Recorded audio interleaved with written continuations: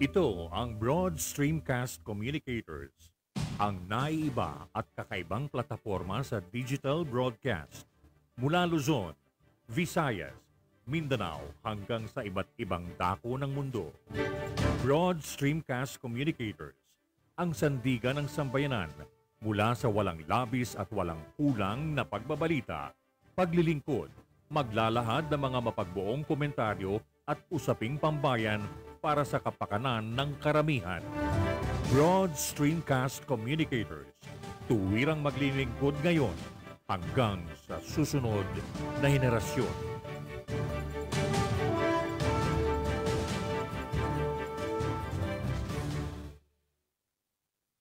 Your Honor, please.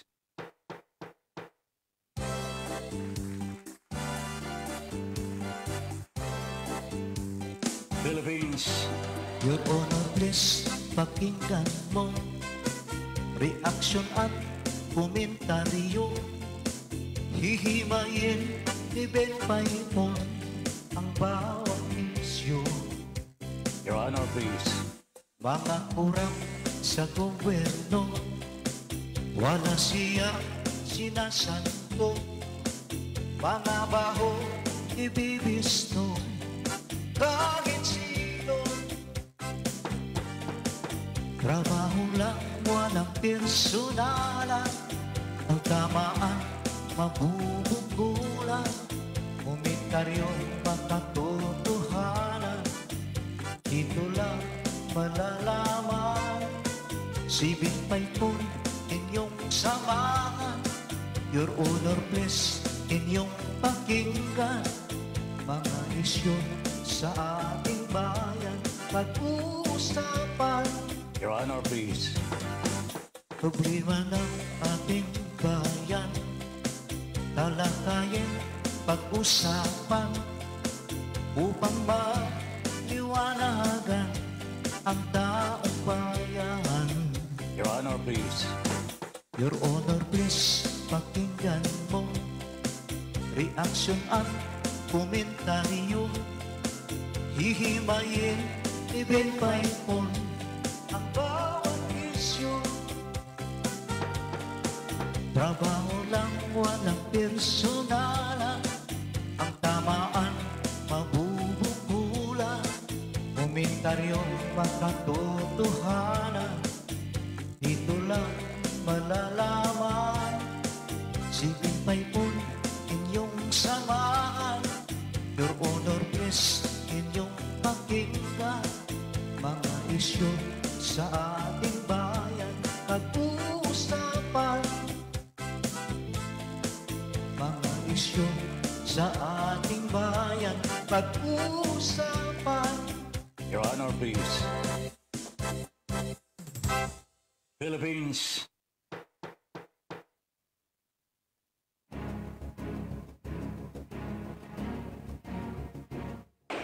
Magkaiba man ang ating pananaw, hindi tayo magkaaway kailanman.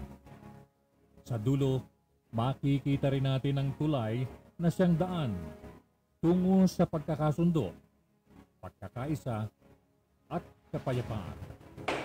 Your Honor, please. Ben Paipon, the bridge commentator and broadcaster on board. Your Honor, please. In defense of truth, justice, and freedom.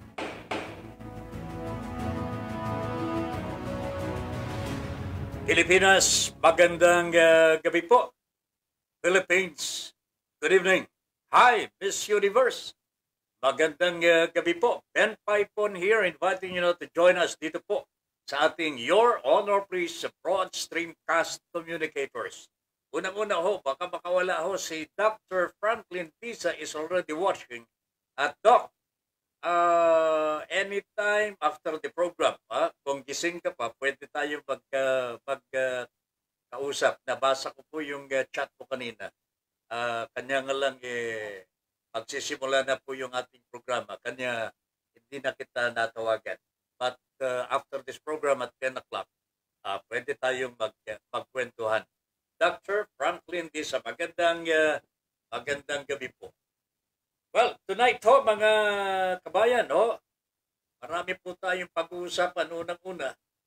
Ay nagtatalo ho mga health experts ho natin.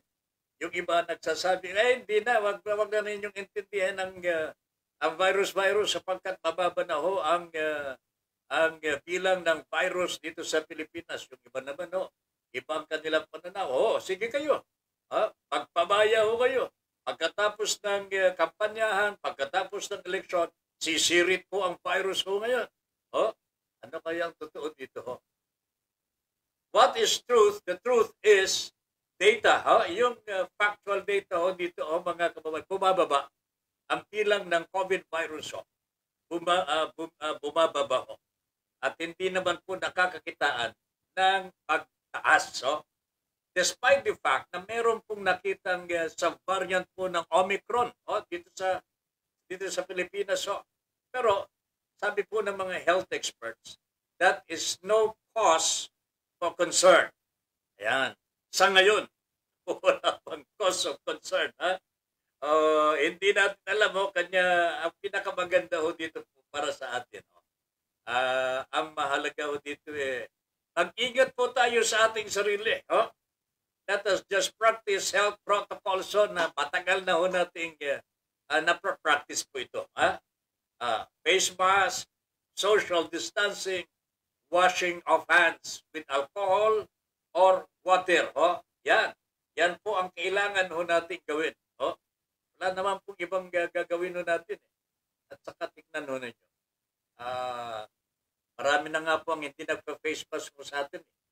Pero sabi ni Digong, si Pangulong Duterte, I would like to maintain the face mask even after I retire. Ayan. So nakikita natin na siya naman po ay concerned sa kalusugan ng taong bayan. So mag-ingat pa rin po tayo, wag tayo magpapakampante, bagamat bumababa po ang bilang ng COVID virus. Hindi po katulad sa ibang mga bansa mga kababayan na tumataas po ang bilang ng virus sa kanila. Sa Shanghai na lamang po, sa bansang China ito na po ang eksperto sa virus sapagkat galing sa kanila ang virus. Pero sila po tinatamaan ngayon. Ilan na po ba yung mga Pilipino? Meron na po yata nadagdag na 7 ulit. So ipagdasal din natin ang ating mga kapwa Pilipino doon sapagkat medyo humihirap ang buhay pagka naka-lockdown. Alam po ninyo, lockdown po ang Shanghai po ngayon. And nahihirapan po yung mga workers natin na lumabas ng kanilang mga bahay para bumili ng kanilang mga pangangailangan. Alright. Tuloy po tayo mga kababayan at pagkatapos po ng COVID virus na yan, titignan po natin ang iba pang mga mahalagang issues na nangyayari po sa ating bansa sa kasalukuyan po. Pag muna, mamaya na yung politika. Gusto ko pong tutukan natin. Itong nangyayari po sa mga commuters po natin ng mga provincial buses. Yung mga pumupunta sa Metro Manila at pauwi sa kanilang mga probinsya. Every now and then, every day po ito mga kababayan.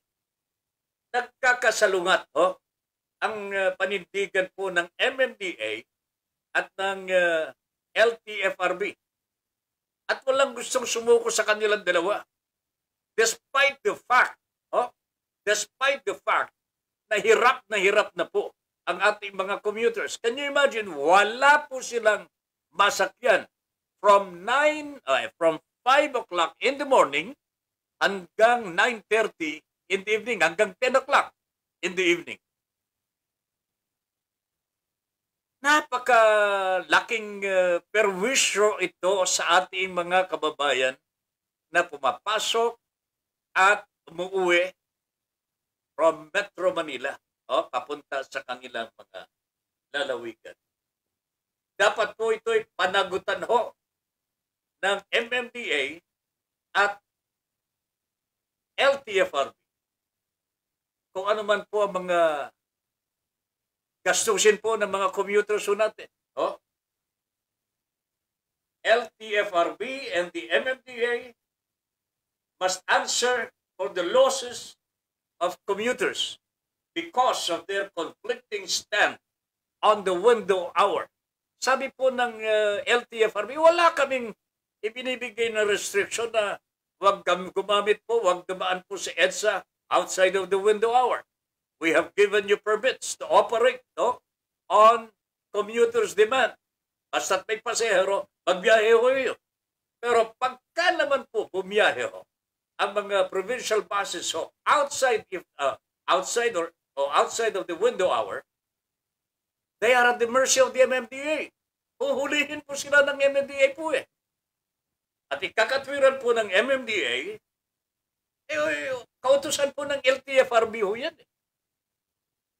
And then they would use the agreement daw po, agreement between the MMDA and the provincial buses na wag muna silang gumamit po ng EDSA outside of the window hour.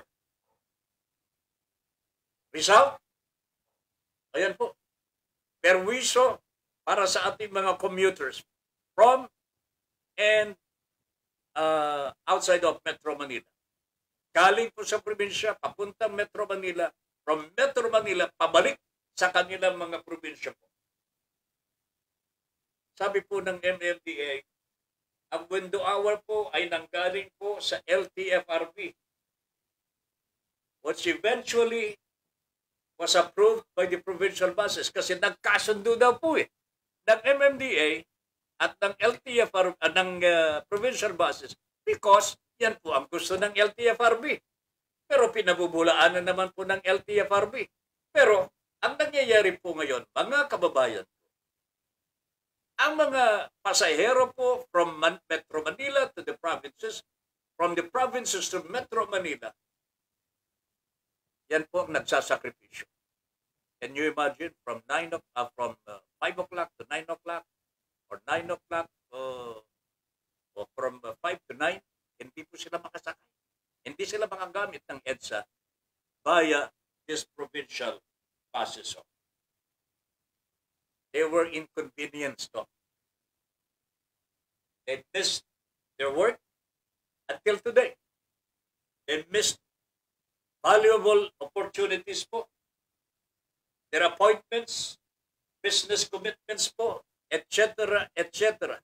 Yan ang nawawala sa mga commuters po natin. They lost their earnings and opportunities. Tanong ho, who is responsible? Sino po ang dapat umayos nito, mga kababayan ko? Pwede po bang pumasok na ho dito ang Department of Transportation and Communication, Mr. Tugadi, sir? Wag naman po kayo magsasawalang kibo sa ginagawa ng LTFRB at ng MMDA. Pareho naman po nyo. Hindi nga nyo sakop ang MMDA, pero sakop po ninyo ang transportasyon ho, Mr. Tugadi, sir. Wag na ho. Ang ating Pangulong Rodrigo Duterte, hayaan na ho ninsa. Nagpapahinga na ho siya. Payaon na siya ho eh. I mean, patapos na ang kanyang termino. Pero kayo po nandyan pa ho eh. Alive po yung departamento ninyo. Dapat po matugunan ang problema ng mga commuters. Until when are they going to suffer this hardship from the hands of the MMDA and the LTFRB? Hanggang kailan? Itanong lamang po mga commuters po, Mr. Dugadi, sir, ang Secretary po ng Department of Transportation, kaya daw po ba ninyo ito si Mr. Delgra ng LTFRB? Secretary Tugadi, sir, do we hear any response from you? Kaya daw po ba ninyo si Mr. Delgra, lalo pat banggitin ang pangalan ng kanyang amo na taga Davao, walang iba kundi si Pangulo Rodrigo Duterte. Ay, Panginoon ko po. Magandang gabi muna kay Mel Rodelio Militante. Good evening. Mel. Nestor Kangitla, Padre. Good evening. Sammy Cabot, Padre. Good evening. Hoy, Samahan mo nga, tulungan mo nga ako dito pagkalampag dito sa LTFRB at MMDA. Kaawa-awa po ang mga provincial commuters po natin. Kokok Giovanni Pinuela is watching. Kokok, magandang gabi po, partner. Hola, buenas noches, señor Ben. Que tenga una linda noche de miércoles para todos los ávidos oyentes y televidentes de su programa. Your Honor, please. Nabalik ka sa Espanyol, partner, ha? Patas balita, ho? Gagamit ka rin ba ng Espanyol? Patas balita, good evening. Mel, sino ang mas matindi? Ang COVID o ang katigasan ng ulo ng mga Pinoy? Siyempre, mas matindi ang Pinoy. Tapos kapag dumami naman ang apektado, sila naman sa gobyerno, ganyan naman ang Pinoy. Finder. Huwag na tayo magsisihan kung magsumirit po ang COVID, ha? Kasi sa ngayon po, maluwag-luwag po ang ating bansa.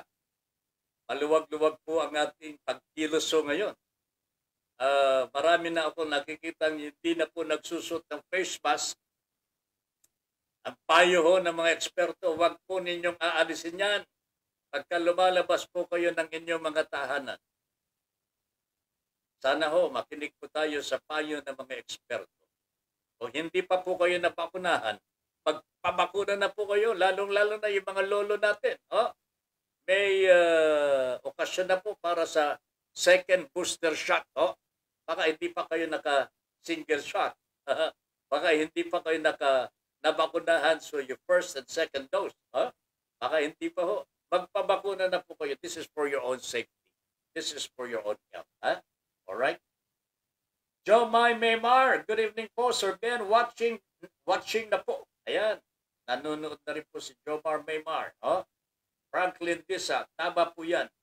Gusto ko sanang puntang Kalayan. Pero dahil sa problemang yan, di ako matuloy-tuloy. Bakit?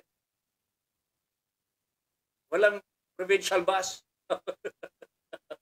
Eto talaga. Ito si Dr. Franklin Disa ho, mga kabayan. Isa kababayan ho natin. Ito ho ipinanganak po ito sa Republika ng Babuyan Group of Islands. Yan. Kasi bago meron ng taguri ho dyan. Republic of Babuyan Islands. Ayaw ho namin makuha ng mga inchik yan. And the municipality of the Babuyan Group of Islands is Calayan. And Dr. Franklin Disa was born there as well as I was also born there. Pareho po kami sa Calayan. So ito ba problema Franklin? Grabe naman talaga. Pero pwede kang bumiyahe sa gabi. O at least sa gabi po pwede yung mga provincial buses. Pero this should not be a justification. Kailangan ito ayusin na po. Okay lamang po sa mga yung long trips. Kasi ang trip po ni Franklin, kung tutusin, from Manila, papuntang Apari or Claveria, Cagayan. Medyo mahaba-haba po yun. Pwede siyang pumunta sa terminal gawing alas 10 ng gabi, pwede na siya bumiyahe. Walang traffic po yan. Madaling araw, wala pong traffic po yan. Okay lamang po sa kanya ito siguro. Franklin, Doc, pwede naman pong bumiyahe from between 10 p.m. at 5 p.m. Magme-medical mission na si Doc? Nako, tignan nga naman ninyo ito. Pagka ito hindi natin naasikaso, magpe-perwisyo po ang ibang mga projects that are very, very important to the poor. Yung mga maliliit po natin mga kababayan. Conrado Brotonel, magandang gabi po, Tata Ben. Alfred De Quito is also watching. Nabalik po si Ma'am Naya Ravena. Magandang gabi po, Ma'am Naya. Conrado Brotonel, Your Honor, ang ganda po ng polo shirt nyo. Ayos ba yan? Ayos ba? Ayos yan. Oh, matagal na ito, partner, ha? Okay. Patas balita, Sir Ben, alam naman natin na para lang ang habol ng mga politiko na yan sa bansa. Ngunit ang totoo, pag sila ang nanalo, sobra pa sa ginastos nila ang kanilang makukuha na pera sa kaban ng bayan. Mamaya, papalikan natin yan, patas balita. Samantala, mga kababayan, meron tayong report na tatanggapin mula sa ating kasamang Nestor Pogi Cagitla, DPWH Nueva Ecija, 2nd District Engineering Office, nagtalaga ng 3 dump truck para sa paghahanda ng PNP Nueva Ecija sa darating na May 9 election. Kaya nilang gagamitin itong 3 dump truck na ito. Nestor Pogi Cagitla, good evening. Go! Good evening, Tata Ben. So, nagtalaga ang Department of Public Works and Highway ng 3 dump truck bilang suporta sa paghahanda ng PNP Nueva Ecija Provincial Police Office para sa darating na May 9, 2022 national and local election. Sa kanyang ulat kay DPWH Region 3 Director Roseler Dong Tolentino, sinabi ni DPWH Nueva Ecija 2nd District Engineer Elpidio Trinidad na hiniling ng PNP NEPO na payagang gamitin ang mga dump truck ng ahensya para sa mobilisasyon ng kanilang tauhan sa iba't ibang lugar sa lalawigan upang tumulong sa paghahakot ng basura ng mga tarpaulin ng mga kandidato sa panahon ng halalan.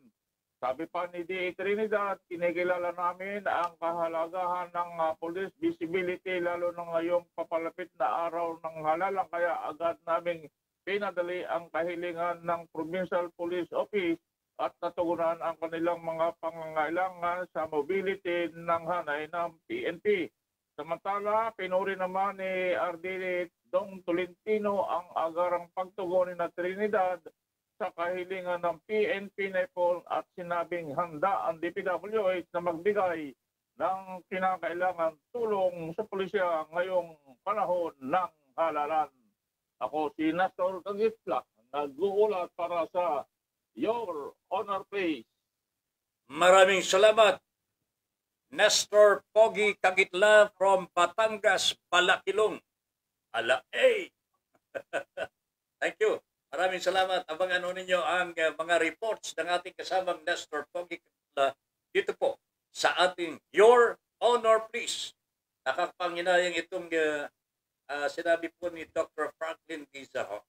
May dala pa naman akong gamot para doon. Mag-medical mission sana ako. Pagka mag-alala, Doc, makakarating ka din dyan. At alam kong aabangan ka ng mga taga-Kalayan, mga kababayan natin, because they need doctor's help talaga. Kailangan nila ang mga medical specialists katulad po ninyo. Kung pwede nga lamang sana kung lumiban po sa trabaho, gusto kong sumama po sa Kalayan. But I hope I will have the occasion just like you to go there myself.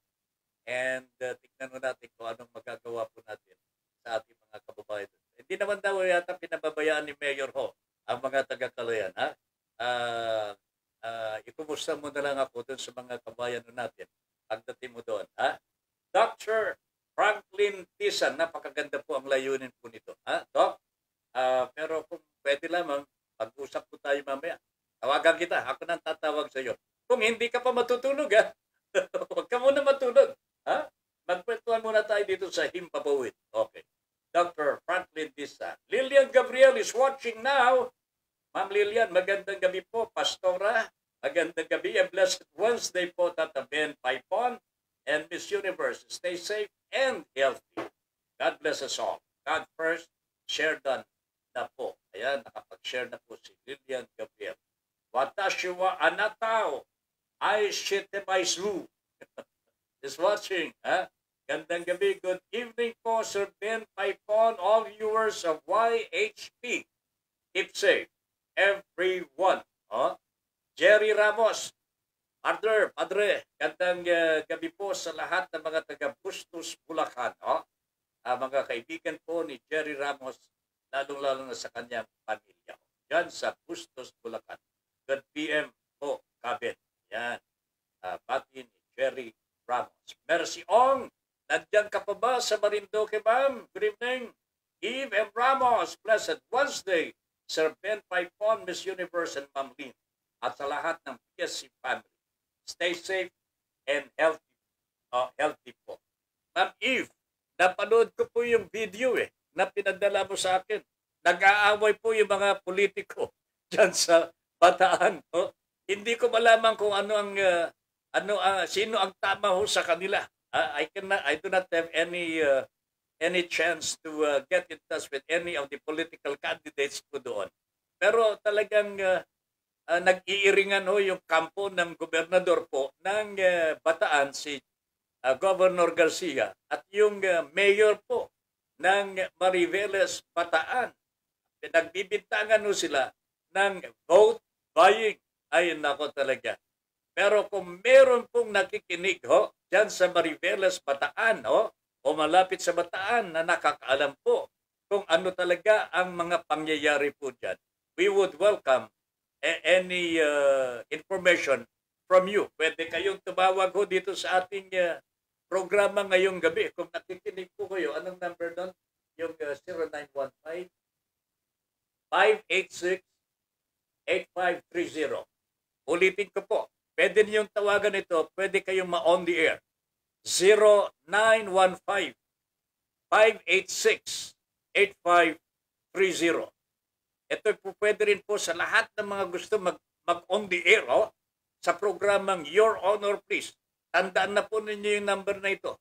Pwede niyong tawagan ito even during our broadcast time. Huwag lamang po yung number na ginagamit po natin sa ating live broadcast. Huwag ninyong idadayalo yan. Ang kailangan lamang po natin dito sa broadcast natin, itong number nito, kailangan po ninyo ito. Kung meron kayo i-report, halimbawa, may nangyayari po dyan sa inyong lugar, wag lamang pong vote buying naman, panggugulo, halimbawa, pwede po ninyong itawag dito para maitawag po natin sa mga kinaukulan kagad-agad. 0915-586-8530. This is for everybody. I-save na po ninyo yon just in case. Any time, any day, kailangan po yung saklolo ng Your Honor Please, either for yourself or for other people na close to you, pwede po ninyong gamitin po yan. And 24/7 po yan. Kahit hindi naman po pwedeng gisingin po si Ma'am Lynn pagka natutulog na. Siguro hanggang sa may programa po tayo, ayan, pwede po ninyong gamitin po yan. Okay? Even during the day, pwede po ninyong gamitin yan. May iparating lamang po sa amin kung ano man po ang mga inanakit po ninyo. Meron pa po yung gustong purihin. Ay, pwede na purihin. Hindi lang naman po tayo ng babatikos Pwede naman po tayong pumuri kung meron tayong dapat purihin. Let us all be fair. Lahat naman po siguro ng tao sa mundong ire, merong nagawang mabuti at meron din pong nagawang masama. Pero tandaan po ninyo, pag kami nagawang masama, talagang masama ho yan. Di ba? Hindi po nakakasiya ho yan. Hindi po nakakatuwa kapag may ginawang hindi tama sa kapwa. So, tandaan ho ninyo yan. Kahit meron kang ginawang mabuti, kung ikaw ay gumawa ng napakasama, katulad ng corruption, pagnanakaw sa kaban ng bayan, ay walang nakabubuti yan, hindi nakabubuti ho yan, mga kababayan. Lalong-lalo kung magsisinungaling ka pa, ayaw mong aminin. Kita-kita ng corruption. Hindi po tama ho yan. Ang sabi po ng iba, nakagawa naman ng maraming mabubuti noong panahon ng diktadorya. Yan po ang katwiran po ng mga Marcos. Wala naman pong nagsasabi na wala silang ginawang mabuti. Meron naman, kahit pa paano, meron. Pero Martial law was not the golden era in the Philippines. Never, mga kababayan. And the fact that it was proven that Marcos, the great, yung matanda, the great old man, nagkaroon ng mga ill-gotten wealth at nabawi po ng ating pamahalaan is enough evidence of corruption po yun. Okay? Yung kanyang anak, hindi naman daw po siya ang corrupt. Pero kumakain po ng pera na nagaling po sa nakaw. Ano kaya? Hanggang ngayon na tumanda na ho siya, yun pa rin po ang ginagamit sapagkat wala naman trabaho po eh. Wala namang negosyo po eh. Saan manggagaling ho yung ginagamit ho nila? Sa pangangampanya ho? Anyway, ay nako. If M. Ramos, thank you very much for the information. Gusto ko sanang to dig deeper into the case. Hindi ko alam kung paano nagsimula o paano nalaman. Nararamdaman ko po na ang nagre-reklamo po dito ay Office of the Governor. Kasi nakita ho nila na meron po mga palatandaan ng vote buying na ginagawa po dyan sa Mariveles. Kanya sumugod po ang mga tao ng gobernador sa munisipyo mismo ng Mariveles. Mga taga Mariveles naman, nagsisigawan hindi kami bayad. Hindi kami bayad. Hindi ko na maintindihan yung sagot ng kampo ni Governor. Malabo kasi. But anyway, there is a brewing conflict between the two politicians today, and we would like to find out more on this sa daan po ng mga panahon while the campaign is still ongoing. Meron pa tayong 2 linggo na natitira ho sa kampanyahan ho. No, not 12, mga 10 days to go kasi pagka araw na po ng halalan, bawal na po ang mga kampanya. So, meron pang ilang araw po, 10 araw o 10 araw na natitira para po sa ating kampanyahan. Justin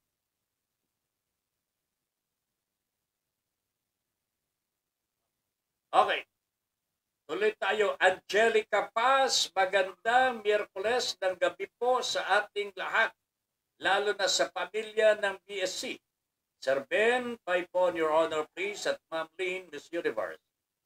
Pagpalain nawa tayo lagi ng buong may kapal at mabuhay. Ingat po. Yan, sabi po ni Ma'am Angelica Paz. Thank you very much, Ma'am Angelica, and stay safe po. Stay safe.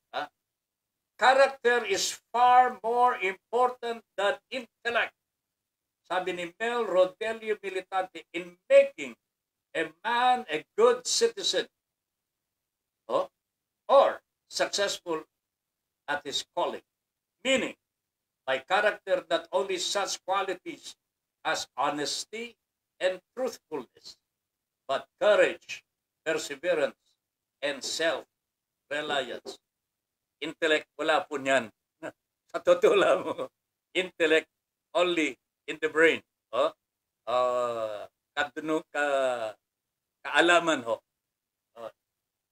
Pero yung character mo, nandiyan, tama po ito kay Paribel, involves honesty and truthfulness. Yung pagiging makatotohanan. Kasama na po dyan yung courage, lakas ng loob, perseverance, consistency. Kasama na natin dyan consistency and self-reliance. Ito po ang mga characters na magde-define ng isang tao. Okay? Maganda po ang asal. Kagigiliwan ka ng tao. Kung kahit marunong ka, kung hindi maganda ang asal mo, wala di ba?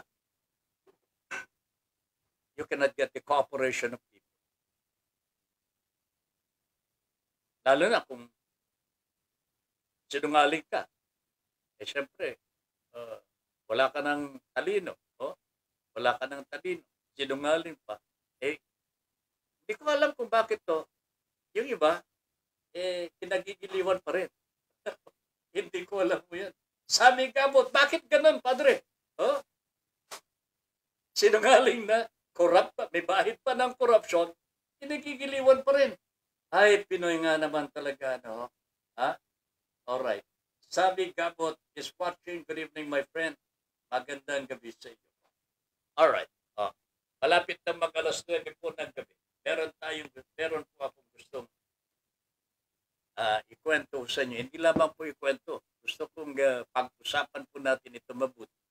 Not because it involves the Yorme of Manila, but it happened that this activity happened during his term as mayor of Manila. After 1 year pa lamang na maging mayor ho ito nagbenta na po ng ari-arian ng Manila. Wala naman pong masama kung talagang kailangan magbenta. At gustong pakinabangan po ng Manila ang proceeds of the sale. Pero kung meron naman pong mga pagdududa at mga pagdududang hindi may paliwanag at hindi po ipinaliwanag, dyan po ang lumilitaw po yung mga questions na dapat pong sagutin. Halimbawa po, ito, magtatanong po ang Your Honor, please, sa mga supporters po o kaya partido ni Yorme, Kaisko Moreno. Ang tanong ho natin dito, bakit po ibinenta ang Divisoria Market sa Incheck, sa Chekwa, nang walang pruweba ng pagkatao? No personality involved, mga kababayan, kundi address lamang. At hindi po address sa Pilipinas. Kung hindi, address po sa East Africa. Kung tawagin po itong islang ito, Seychelles. Seychelles. Seychelles. Pero ang pronunciation po na yan Seychelles. Ito raw po ang tax haven ng mga mayayaman pong mga Incheck. Dito sila nagtatago ng kanilang mga kayamanan. At protektado po sila ng bansang ito. Complete with confidentiality ang kanilang pagkatao.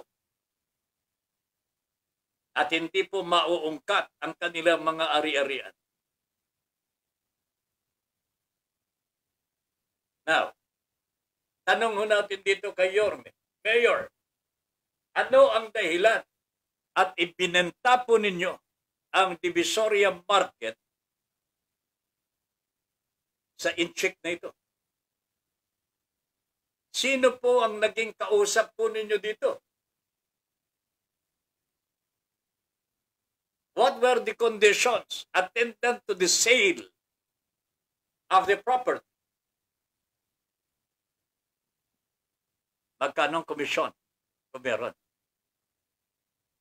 Kasi kung ang kadilho ninyo dito, mga kababayan, walang personality, walang pangalan, no warm body, mga kababayan. Only the address. Ang address po ay nandun po sa isang isla na hindi po maungkat kung gaano kalaki ang kanyang kayamanan at hindi natin malaman kung nagbabayad ito ng buwis o hindi. Kailangan po ba ito na malaman ho natin kung sino po ang nakabili? But of course, sapagkat sila na po ang mamamahala dito sa property na nabili po sa Pilipinas. I wonder kung ito nga po talaga ang kalakaran dito sa bansang Pilipinas. Pero probably this is one reason why there are some objections dito po sa tinatawag na Foreign Investment Act, which has been approved into law. Batas na po ito, mga kababayan. Wala nang makakapigil sa mga dayuhan na bumili ng ari-arian at paglagay ng kanilang mga negosyo dito sa Pilipinas. 100% foreign owned. Ito po'y para sa akin, nakakatakot po ito. Sapagkat kung titignan ho natin, sino po ba ang pwedeng makabili ng mga unlimited ari-arian dito po sa Pilipinas? So, maglagay ng mga negosyo sapagkat wala nang mapaglagyan po sa kanilang bansang China. Dito na po sa Pilipinas, kung mapapansin po ninyo ang Binondo area, naglalakihan na po ang mga gusali ho dyan, mga kababayan ko. Hindi ko po sinasabi mga Chekwa ang nakatira po dyan. Pero sa tingin po ba ninyo, may mga Pilipino na nakatira talaga sa mga condominium na yan ang nagtataasan po mga gusali dyan sa Binondo. Alam ko po, may mga nakatira din mga Pilipino dyan. Pero sila po yung mga atsoy, sila po yung mga janitor, sila po yung mga nagtatrabaho po sa kanilang mga among incheck. But for heaven's sake, we do not even know kung sino-sino po ang mga ito. Whether meron pong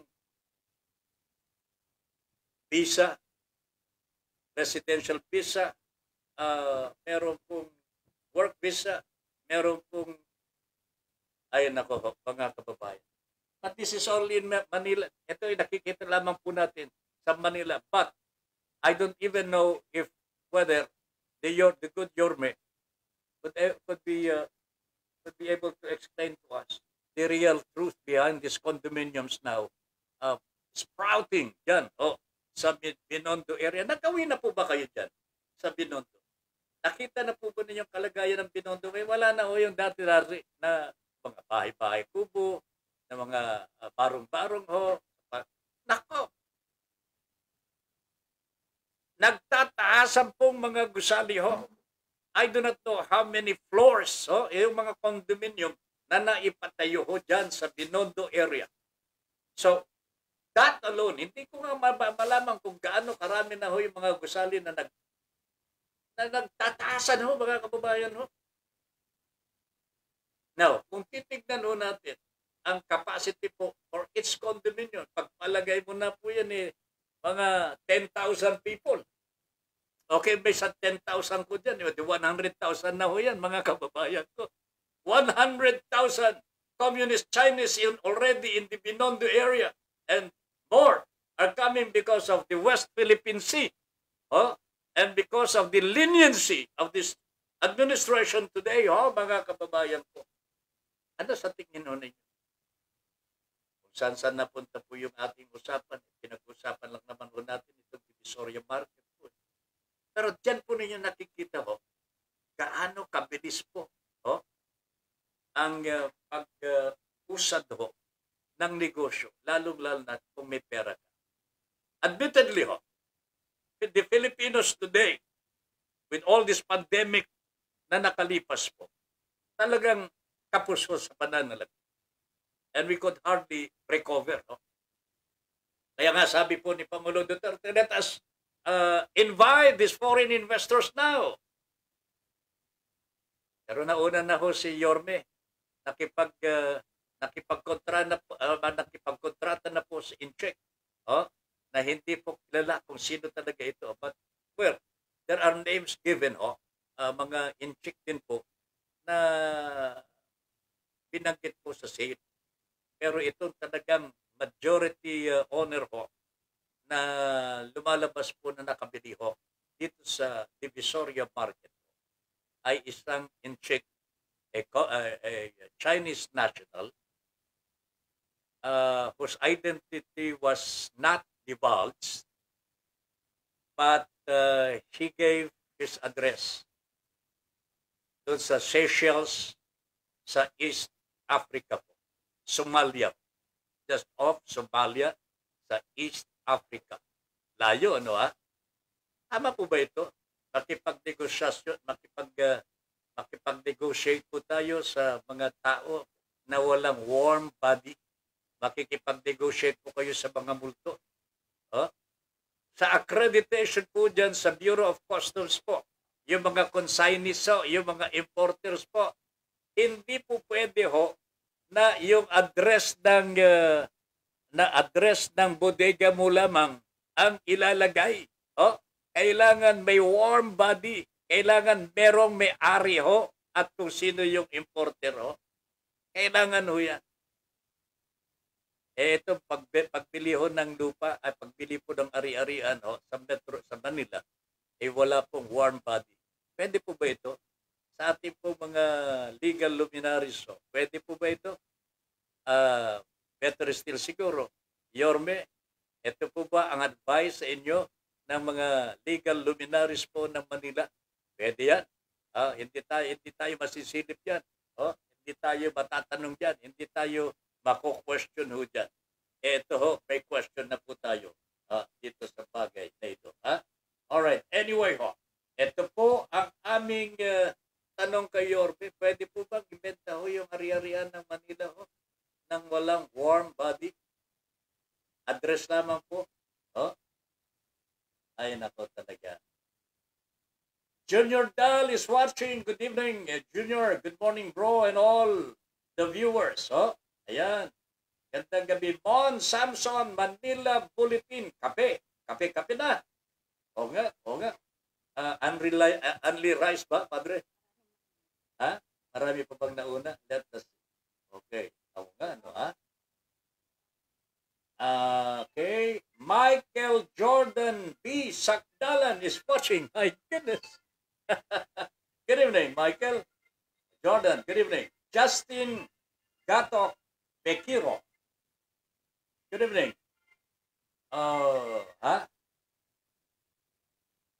Alright. Approve. Okay. Sammy Gabot, magandang gabi po. You are number 1. Ang galing naman o. Number 1. Point. Ayan. Happy viewing and listening po, Tata Ben, Miss Universe. More power to program. Be safe po. Tayong lahat, taga BSC family. Ayan. From Ma'am Mercy Tobias. Ayan. Part of our BSC, Broad Streamcast Communicators, is Ma'am Mercy Tobias. So, panghapon po yung kanyang programa. Ayan, panghapon. Gandang gabi po. Ma'am Mercy Tobias. Okay? Alright. So,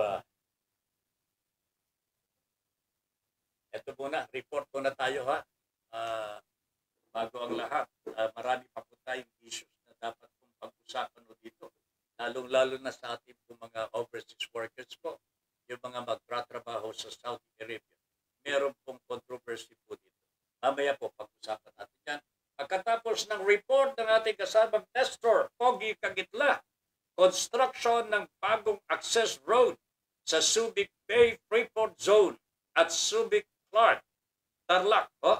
Ang report ng ating kasama si Nestor Pogi Kagitla. Nes, go! Iniulat ng Department of Public Works and Highway Regional Office 3 na kasalukuyang isinasagawa ang mga road opening project sa kahabaan. Nagdinig ba ako? Yep. Go ahead. Okay, iniulat ng Department of Public Works and Highway Regional Office 3 na kasalukuyang isinasagawa ang mga road opening project sa kahabaan ng 17.74 kilometers access road na magdudugtong sa Subic Bay Freeport Zone sa Biga exit ng Subic Clark Tarlac Expressway sa Bataan. Sinabi ni Public Works and Highway Region 3 Director Rosiler Dong Tolentino na ang bagong diversion road ay magdadala ng sa Hermosa Eco Zone Industrial Park sa mga pangunahing daungan at paliparan sa rehiyon. At ito ay maiugnay din sa Luzon Spine Expressway Network na magbibigay ng kadalian sa inter-regional accessibility. Paglilinaw ni Arbidong Tolentino, ang multi-year project ay nagsimula noong 2020 sa initial na alokasyon ng 120 million ay inilabas ng pambansang pamana para sa pagpapabuti ng 3.95 kilometers Mabiga Morong segment at may accomplishment rate na 74.28%. Ang pagtatayo ng 7.264 kilometrong Mabiga Palihan section sa kabilang banda ay binigyan ng kabuuang 200 million sa ilalim ng 2021 national budget.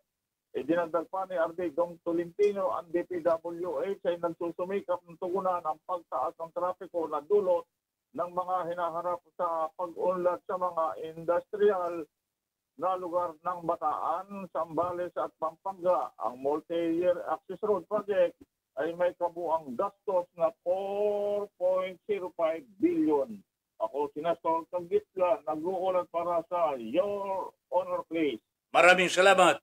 Nestor Pogi Kagitla ng Batangas, Malakilong. Good evening, my friend. Maraming salamat po. Meron pong reaksyon, merong comments si Ricky Tisoy. Good evening, Padre. Good evening. Kasi pagka-custom sa pinag-uusapan mo dito, talagang kabisado ho niya. Nabanggit ho natin kanina, pagka may magpapa-accredit ka sa Bureau of Customs, ay kailangan may bodega ka at merong warm body. Kailangan yung dalawa magkasabay.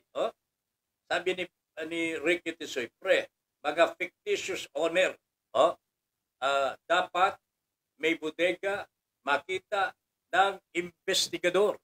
Yan, Hindi po pwedeng walang warm body, You cannot even use a proxy owner of the bodega, kung magpapa-accredit ka. At hindi rin po pwede sa BIR yan. Di ba? Kailangan yun talagang totoo na warm body para may hahabulin. Kung hindi mo alam kung sino ang may-ari, paano mo mahahabol yan kung may katarantuduan?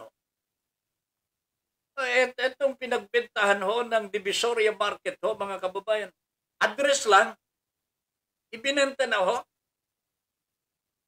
sa magkanong dahilan? I mean, meron naman pong amount kung gaano kalaki ang bentahan po. 1.4 billion pesos po yata yun. Pagpalagay mo 1.4 billion pesos at 10% or 20% commission. Aba, ang laki din na yan. Kanino kaya napunta yan? Yan po ba yung po bang commission na yan totoo?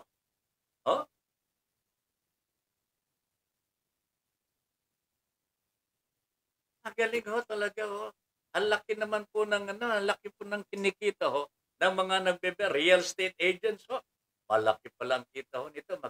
Nestor, real estate agent lang tayo siguro. Pero hindi. Kailangan mag-mayor ka muna bago makabenta ng malaking ari-ariya. Ay, nako, Panginoon ko po. Beth Obanya Paipon, Hipag, magandang gabi po. Nasaan kayo? Nasa Kalayan ba kayo? Nakumusta si Ping? Si Kuya Manong Ambil, nandito pa ba sa Manila? Hindi na nagpaparamdam Ayan, si Beth Obanya Paipon and the Ping Paipon, my brother, nandun po. Antabayanan nyo, darating daw dyan. Si Dr. Franklin Diza, kailangan pasalubungan po ninyo ng magandang pagsalubong dyan. Tama na siguro yung yellowfin, iihawin ninyo, at pagkatapos imbitahan ninyo para sa isang salo-salo. Okay? Beth, sabihin mo kay Ping, darating na yung classmate niya, si Dr. Franklin Diza. Nag-aantay lamang po na malift na po yung problema dito between LTFRB at MMDA. Napakakupad ng dalawang ehensya ng gobyernong ito. Pinababayaan po nila na mag-suffer ang mga commuters po dito sa Calacam, Manila and other provinces. Chincha Puste, magandang gabi po, Ma'am Chincha. Good evening po, Sir Ben, Madam Lynn, at the whole BSC family. and viewers. Stay safe po and God bless. Ayan, sabi po ni Ma'am Chincha Buste. Okay? Alright. Kanina po, nabanggit ko po na may controversy po dito sa at the moment po, meron pong ban galing po sa Department of Labor and Employment, no? Sa deployment po ng mga household helpers, domestic helpers po for Saudi Arabia. Okay? Hanggang ngayon, may ban pa rin, ho. At hanggat hindi po sinasagot ng Saudi Arabia ang bilyong-bilyong pagkakautang ho ng mga employers ng mahigit 11,000 mga manggagawang Pilipino hanggat hindi po nababayaran ng Saudi ang sweldo ng mga ito, the ban will continue. That is the statement that came from the Secretary of the Department of Labor, Silvestre Bello III. Magandang gabi po, Secretary Bello, sir. Kumusta na po kayo? Stay safe. Sang-ayon po ako dito kay Secretary Bello. Ang problema ho dito, meron tayong bagong departamento ho, mga kababayan. Ito po yung Department of Migrant Workers. Ang pinuno ho nito, Mr. Mamao. Mamao. Ano po bang correct pronunciation po nun? Mamao. Okay, Mamao. Okay, anyway. What is important is he is the new head of the Department of Migrant Workers. Apa, sinuway po niya ang kautusan po ng Department of Labor. Sinuway po niya ang authority ng POA to implement, to implement the order. Jesus Mariano Garapon. Meron daw po siyang strategy na gagawin para yung mga household helpers po natin, domestic helpers po natin, ay makapagtrabaho muli sa Saudi Arabia. Despite the ban, hindi pa lifted po yan, mga kababayan. Is the Department of Migrant Workers over and above the Department of Labor and Employment? Ano po bang functions nito? Ano po bang authority nito? What is the relationship of the Department of Migrant Workers with that of the Department of Labor and Employment? Magkahilera, magkapareho po ba sa kanilang functions?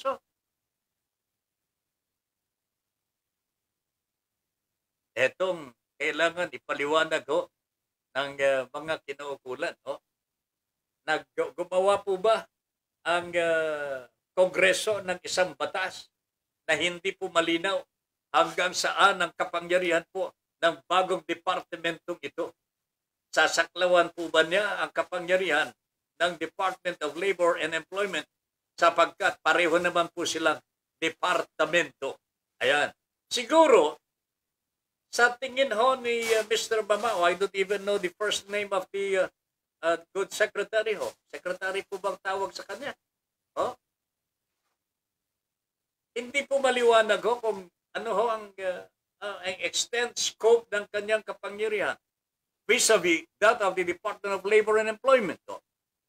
But the Secretary of Labor has made a statement to this effect. The Department of Labor pa rin ang mother company, kumbaga. But is that clear with Mr. Mamao? So ito mga kababayan, ang sinasabi kong medyo controversial issue sa ngayon. Magkakasundo po kaya si Department of Labor Secretary Silvestre Bello III at saka itong si Mr. Mamao? Sino kaya ang mananaig sa kanila? We have another controversy in the making.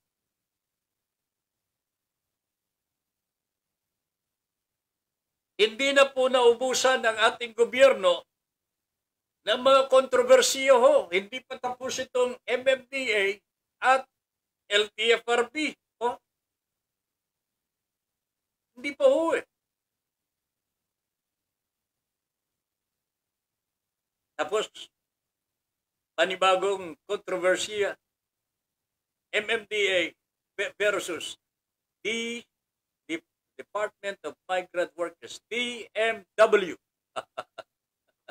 DMW.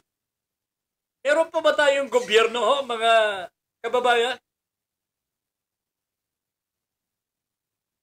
Mabuti nga po medyo pasensyoso po ito si Secretary Bello Pero kung iba-iba sigurong sekretaryo ito, baka pinulyawan na ho niya si Mama. Bakit niya po? Kabago-bago gagawa ng mga hakbangin na nakakasagasa ho. There is an existing ban given by the Department of Labor and Employment. Galing po ito. Pirmado po ng Pangulo, siyempre. Sinuway kaagad ho ni DMW Secretary Babao sapagkat hindi raw po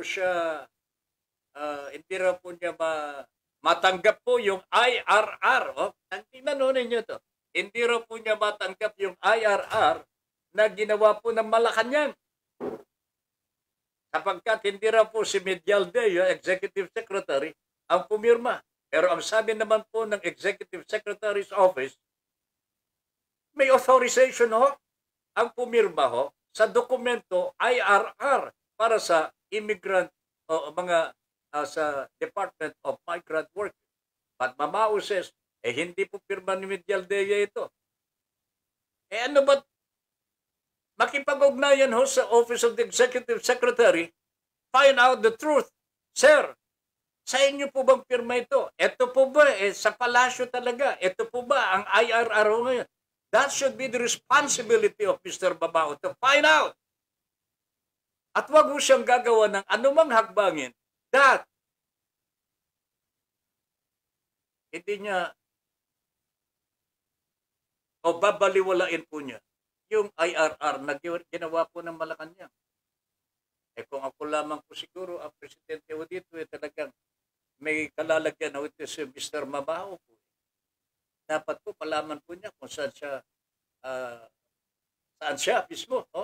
Dapat alam po niya kung saan siya at kung ano ang lagay. Mantakin niyo yun. IRR, ginawa na po ng Malacanang para sa kanyang tanggapan. Ayaw niyang sundin. Pangalawa po, dun sa pirma ni Medialdea, hindi raw po siya isinaliho sa paggawa ng IRR. Really? Baka nahuli ang appointment mo, sir. Ang ginagawa na yung IRR, hindi pa po nalalagyan po ng tao o mamumuno dyan sa Department of Migrant Workers. Na matapos ng IRR, ang kasabay po kayo nalagay, hindi ka nga kasali. Di ba? Pero, is it not incumbent for you to check? Hindi po ba dapat po tungkulin mo na habulin po sa opisina ng Executive Secretary, Sir, ano po ba ito? Galing po ba sa inyo? Hindi nyo pirma ito Walang kaiban po niyan, mga kababayan ko. Ito, again, this is one example of the failure of governance in the country today. Parang walang gobyerno Tignan ho ninyo. Sabi po ng LTFRB, hindi raw po nila maipamamahagi po yung ayuda para sa mga drivers. Bakit po? Kasi po, ang dokumento na ibinigay po ng COMELEC na i-lift yung ban para sa kampanyahon. Yun yung bang ban on the use of government funds during the campaign. May bawal ho yun So kailangan po ng approval muna ng COMELEC kung pwede kang mag-distribute ng funds para sa mga tao. Okay? So, nagbigay na raw po ang COMELEC ng dokumento lifting the ban. doon sa LTFRB. Walang ginagawa po ang LTFRB. Nung tanongin ho, after 1 day, 2 days, na okay na sana for distribution, ano sabi po ng LTFRB? Wala pong pirma ho eh. Walang pong pirma ang COMELEC. What? Walang pirma ang COMELEC? And what did you do, Mr. LTFRB? Doon lamang daw po nila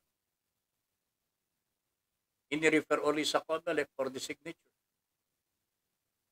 In other words, walang kusa po na ayusin po yung problema. Immediately ho, if you were the LTFRB ho, mga kababayan, alam mong kailangan ang ayuda ho ng mga drivers po natin.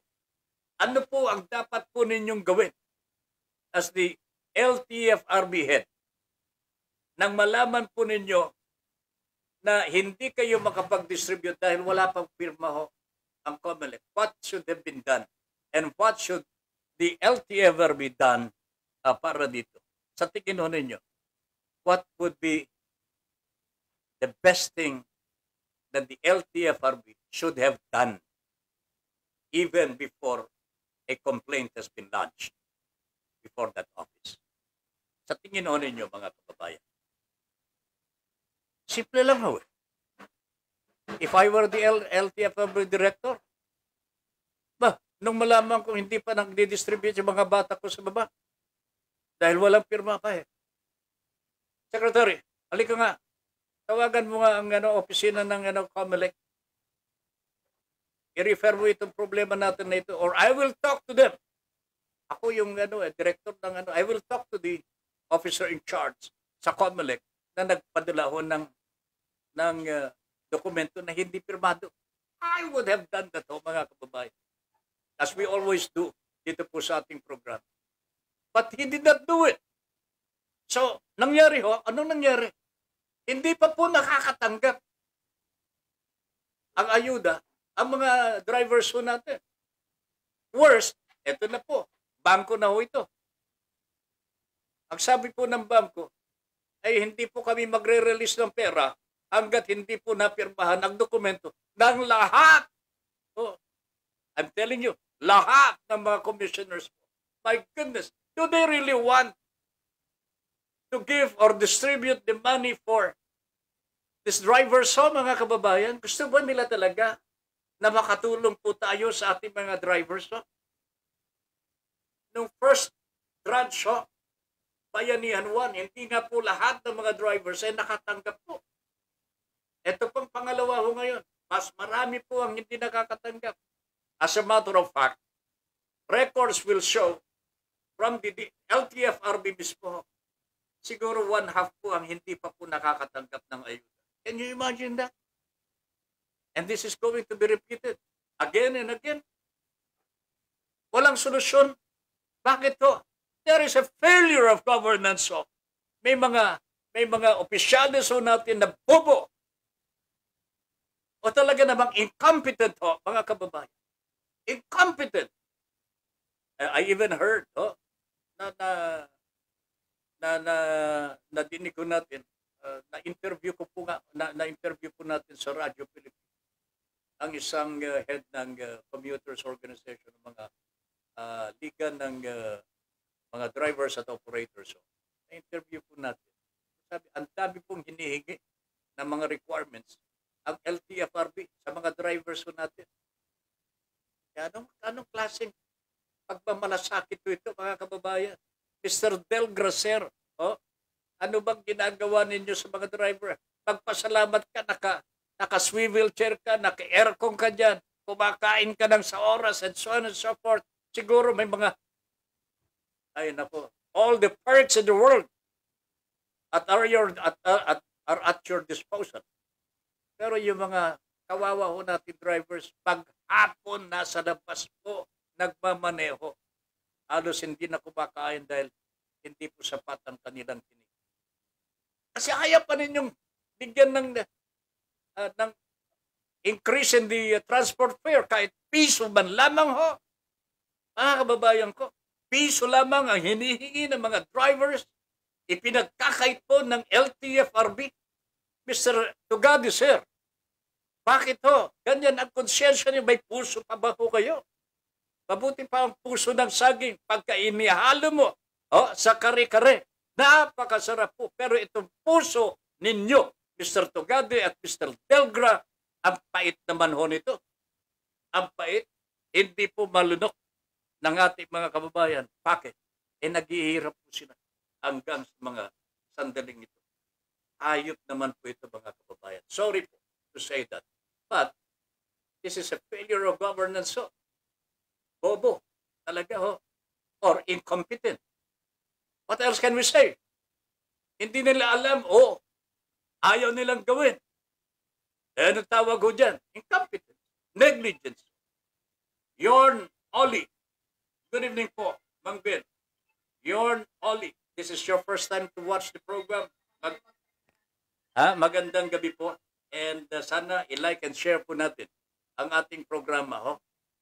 Nag-uugat na ho yung ating lalamunan ho dito sa Kasisigaw ho dahil kabubuhan po ng ating mga opisyalis ho. Grabe talaga. Mel Rodelio Militante. Sir Ben, we have a saying, the government solution to a problem is usually as bad as the problem. Mas malala nga ho ang nangyayari po. Yung epekto ng problema ho. At tulad po nito ito mga provincial buses po. Sinong nagsasuffer po ito mga commuters? Ordinary people. They were not even included doon sa pag-uusap ng provincial buses and the MMDA. Ang taong bayan po ang higit na apektado ho dito.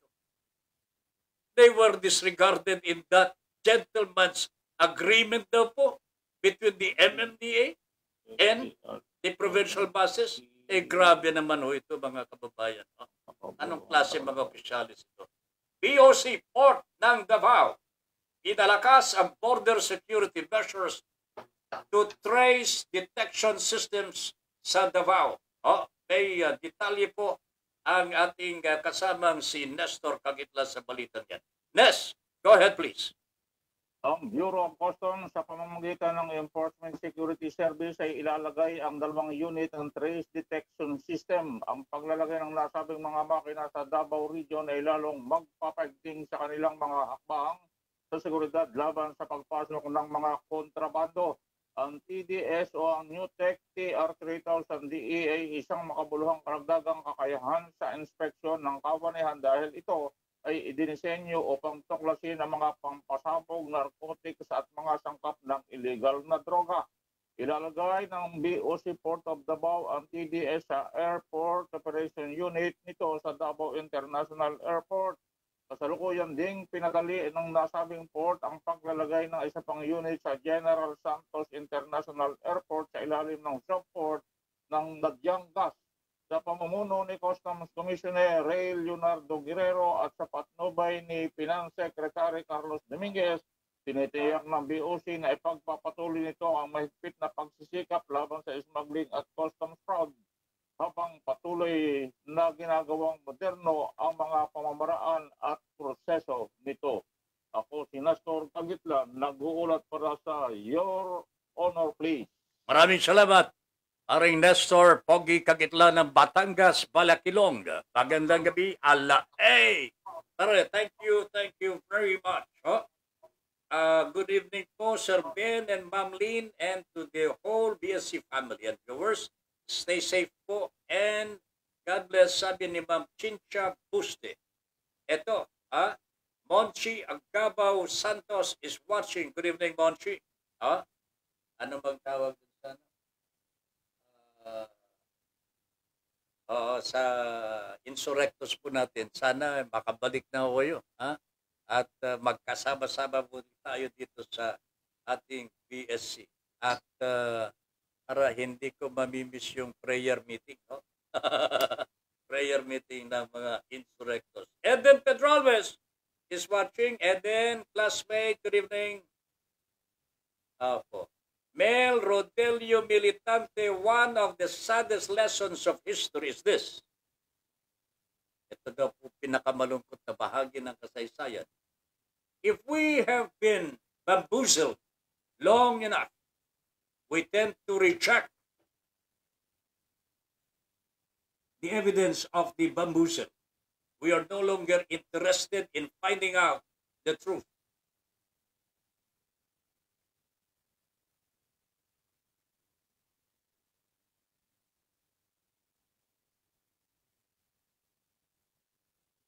The bamboozle has captured us.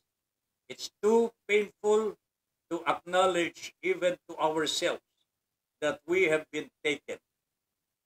Once you give a charlatan power over you, you almost never get it back. This is the truth. Oh. Ito po ang kasaysayan natin talaga, mga kababayan. Kanya nadidinig ko ninyo, hey, come on, let's move on.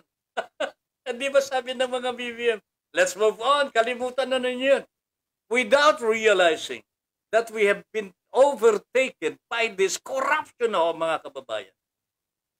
By not getting into the bottom of it, by tolerating it, by allowing it to happen, na-overtaken na tayo.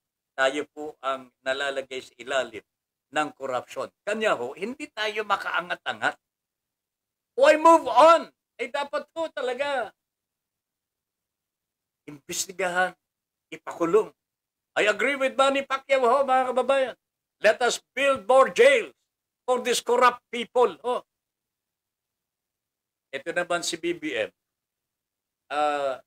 Nagmagaling din ito sapagkat ang sabi niya, pagka nanalo daw po siya bilang Pangulo, i-expand po niya ang powers ng PCGG. Pero hindi po niya naiintindihan ng PCGG was especially created, my friends, especially created para sa pagtugis sa mga ill-gotten wealth ng mga Marcoses. It was never meant for anybody else except the Marcoses. Bakit? Sobra po ang laki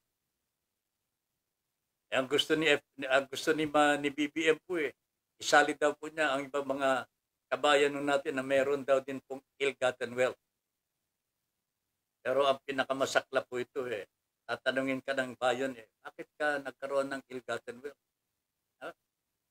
Bakit hindi mo malutas-lutas kayo niyan? Ayusin mo muna pamilya mo bago mo ayusin yung iba. Pero unfortunately nga, maybe BBM does not know the creation of the PCGG. It was not meant for any other individual, Filipino individual. It was meant solely for the Marcoses sapagkat sila po ang tinutugis ng gobyerno natin for huge illegal wealth. Yan mga kababayan. Gusto kasi ni BBM i-expand daw po niya para i-include po yung iba. Para baga siyang nalulungkot na nag-iisang tinutugis po, iniimbestigan ng ating pamahalaan. Hoy, Mr. Marcos, sir, siguro maganda nito. Yung PCGG, dapat wala na yan Aminin na lamang po ninyo na meron kayong ill-gotten wealth na ay nako talaga na ginagamit po ninyo. Na pinagpipiestahan ninyo. That makes it bad for BBM as the son. Ang participation na he is still using the ill-gotten wealth, part of the ill-gotten wealth of his father. Yan po ang mali. Kung talagang walang kinalaman po si BBM, dapat hindi po siya kumain ng nakaw na yaman. Galing po sa nakaw na yaman. Tama po ba? Tama po ba? Siyempre yung mga BBM, ayaw nilang aminin yan. Pero, kayo po ba mga kababayan ko? Honestly, kung alam po ninyong nakaw po yung dadalhin po ng iyong ama galing sa nakaw, masisikura po ba ninyo? Siguro pagka hindi pa ninyo alam na ninakaw, at syempre magdadala ho ng pagkain sa bahay, ay sarap-sarap naman. Okay lang po naman yun. Hindi nyo alam. Pero once na nalaman po ninyo, what should you do? Ano po ang gagawin po? Iwanan po namin yan sa inyong konsyensya. Sa konsyensya namin. Okay? And then Pedralves, good evening po, classmate. Yan, watching po, sabi ko. Ang tanong, sabi ni Ricky Tisoy, kung sino ang responsible. Asensya na ako kayo, ha? Napasok tayo ulit ng Hindi naman po siguro sinasadya. Pero pakiusap lamang ho sa mga tatawag ko sa atin, wag po ninyong gagamitin po itong ginagamit po natin sa broadcast pagtawag po sa atin during the airtime. Wag po kasi masisira po tayo. Mawawala po tayo sa hip-hop. Mabuti na lamang po for a while lamang ho. Na ibabalik naman po natin. So anyway, pakiusap lamang po sa mga kasama po natin, mga kaibigan, and gusto makipag-usap po sa atin, please call me up after the broadcast. Hindi ko naman po kayo masasagot kagad kung tatawag po kayo ngayon. Okay? Ang tanong, sabi ni Ricky Tisoy, kung sino ang responsible to check and verify the application ng importer sa amo. Yun. Again, we go to the people assigned to do the job.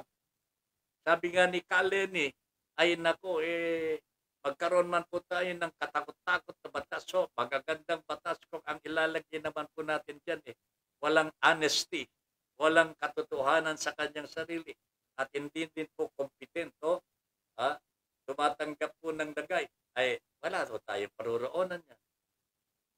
So, ang susi po dito, magandang batas at mga matitinong mga public servants. I think ito po ang kailangan po natin sa next generation. We are preparing for the next generation po, mga kababayan. Yung next generation are our own families po di ba? Ito yung mga anak natin anak ng kanilang mga anak. Apo na natin yun, di ba? They are still part of our family. If we do not prepare for a good future for them, kawawa naman po sila. At wala po silang ibang sisisihin sa kanilang paglaki, sa kanilang pagiging mature na rin, kung hindi po tayo na nauna sa kanila. Di ba? Nakakaawa naman po sila. Ako, I cannot afford to see them face to face. Pagkaalam kong wala akong ginagawa po para sa kanilang kinabukasan ngayon, wala po akong buka na ihaharap po sa kanila. Kanya nagpupursige po tayo kahit matanda na ho tayo to do something good for the people. At least matatandaan po ng tao, we did our part when we had the chance to do it. Okay? Sana po, ganyan din po tayo. Okay? Alright. So, ang tanong, kung sino ang responsible to check and verify the application ng importer sa amo. Ayun ang problema talaga. Kailangan po natin ang matitino dyan sa.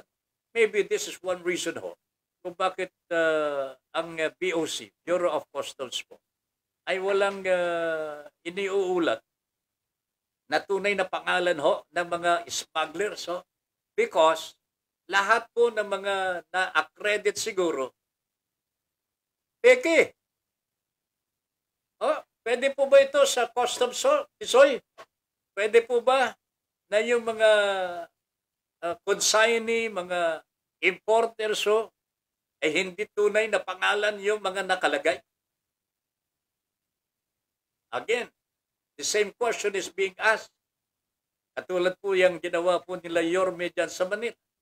Ipinagbili po nila ang ari-arian ng Maynila sa isang tsekwa na walang warm body. Hindi nila alam kung sino pero may na-address naman.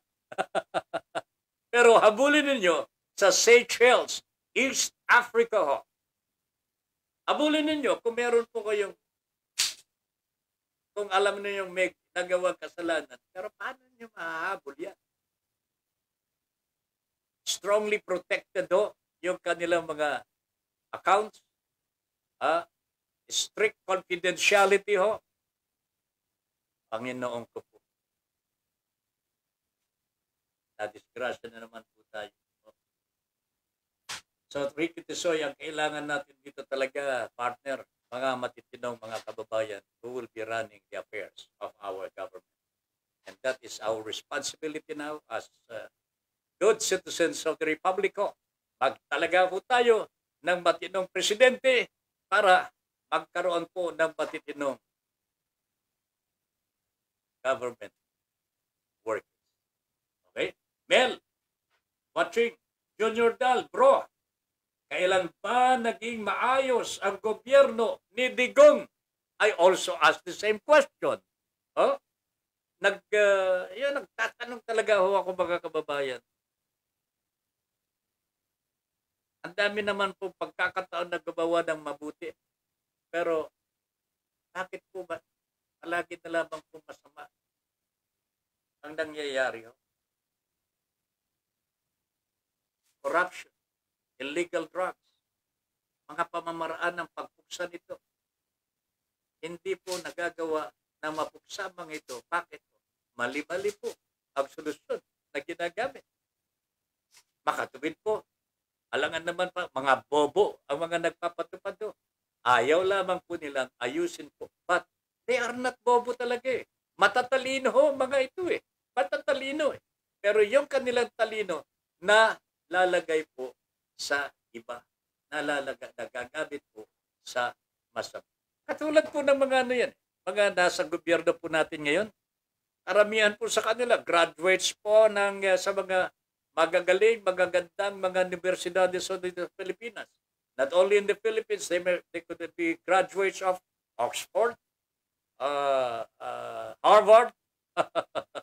Alam po ninyo, maraming nagpakadalubasa na nasa gobyerno natin ngayon.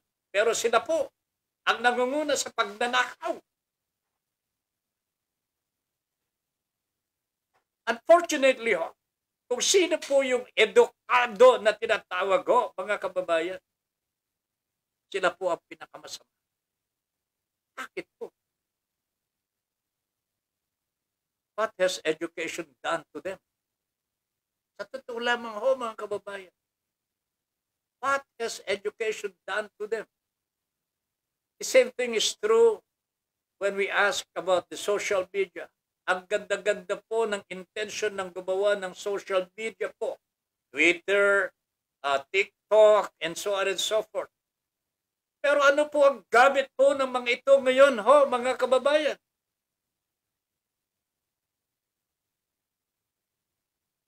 Fake news, trolls, paninira sa kapwa. Ginagamit po pang scam, hackers po, enjoying the perk. Alam po ba ninyo kung magkaano ang hinihinging bayad po sa mga kausap na mga hackers na mga pulis? Hindi po nila alam ng mga pulis. Dahil po ipinibenta na nila yung mga datos na nakuha po nila sa Smartmatic. 60 million pesos. 60 milyong piso. Akala nila malulokan nila yung mga pulis, yung mga operatives po, IT, Information Technology Agents ng cybercrime ng PNP. Akala nila maluloko nila. Pero huli po sila. Crime does not pay really. But it pays sometimes, the criminals to take the risk. Pero sa ating pong mga matitino, mga kababayan, why do we have to imitate these people? Bakit tayo gagawa din ng hindi makakabuti sa ating kapwa, sa ating pong bayan? Di ba? Malungkot po eh. Pagka, if you try to yung reason out po, bakit ba sumasali ako sa mga ginagawa ng mga kapwa ko Pilipino? Naninira ako sa kapwa. Have we ever asked ourselves, bakit ba ako sumasali ho dito sa mga corrupt people? Anong mapapala ko dito? Bakit ako naniniwala sa mga hindi totoo? Alam kong hindi totoo, pero sumasali pa rin ako sa kanila. Bakit ba ganyan ang buhay ko? Di ba natin tinatanong sa ating sarili ho ito? Oh? Katulad po yung mga naniniwala sa mga trolls na yung martial law daw po nagbunga po ng golden era for the Filipino people. Yan po ang pinangangalandakan po ng mga kasama po sa martial law ng panahon ng diktadorya ni Mr. Marcos. Napanood po ba ninyo yung video ni Boots Anson Roa? Ito po ay pinagpipitaganan ho natin at talagang nirerespetong movie personality during our time. Oh. Boots Anson Roa. Walang pahid ng kasamaan po sa kanyang buhay.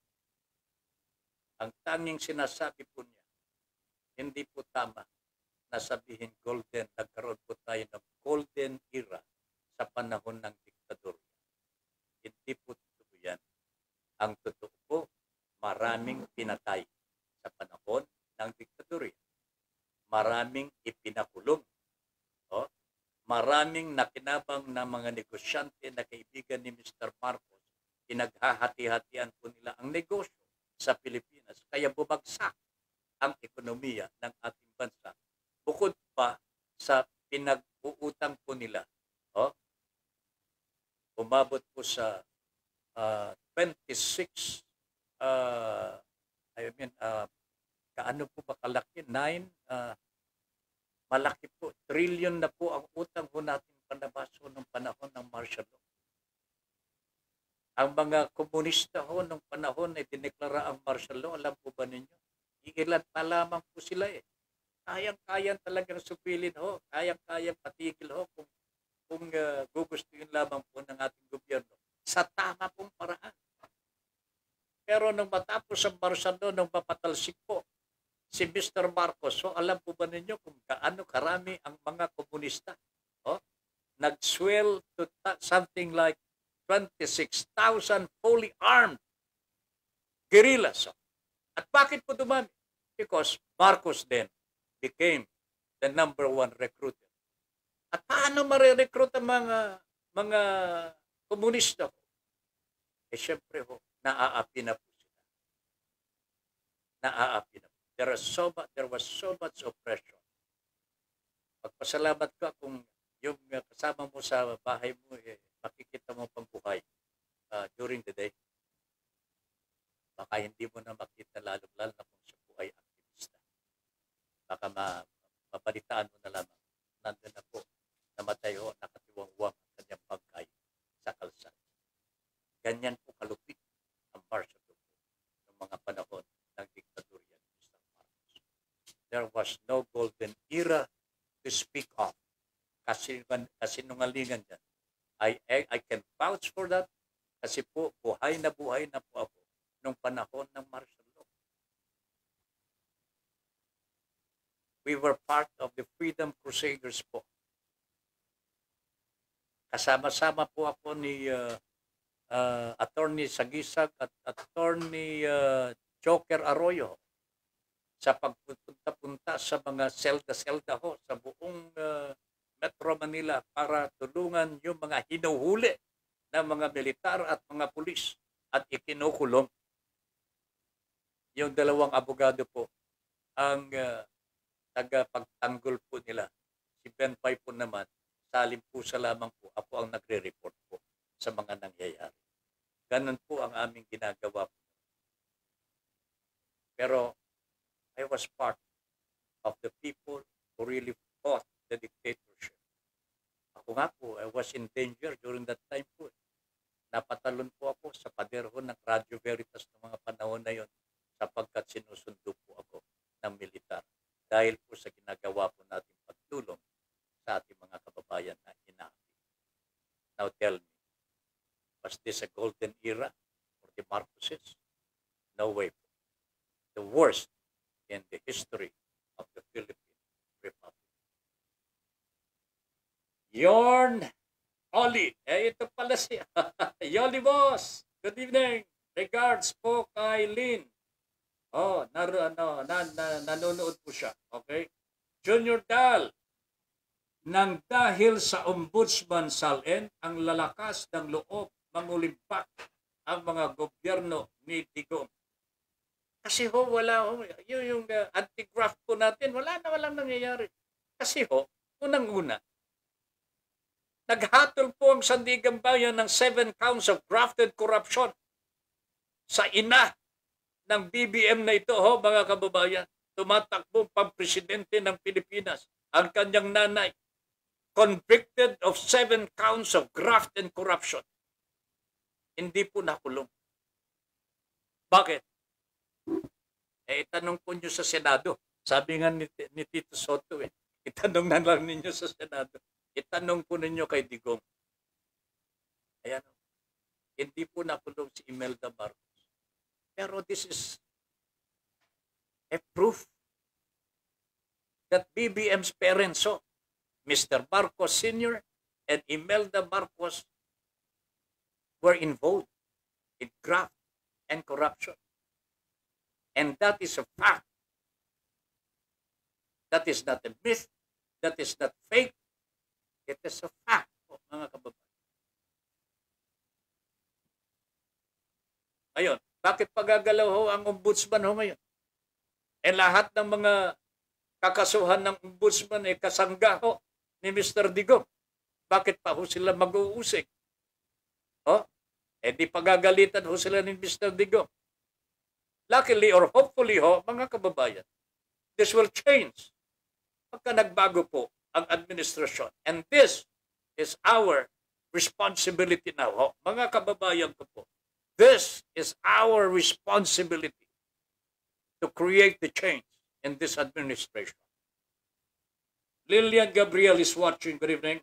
Angelica Paz, nanonood pa rin Maraming salamat. Sir Ben, just this afternoon po, past 4 p.m., yung Clarin Bridge sa Luway, Bohol, an old bridge constructed in 1970, bumagsak po with 4 reported casualties, oh my God, and 20 injured.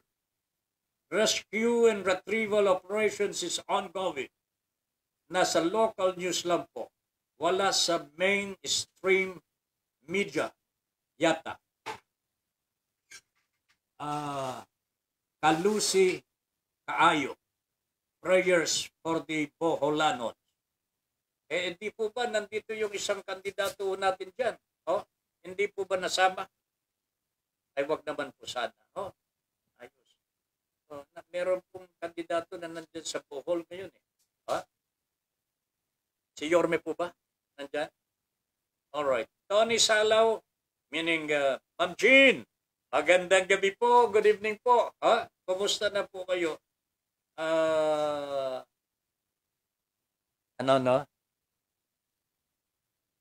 Nag-meeting po kami kanina with some of the chosen few.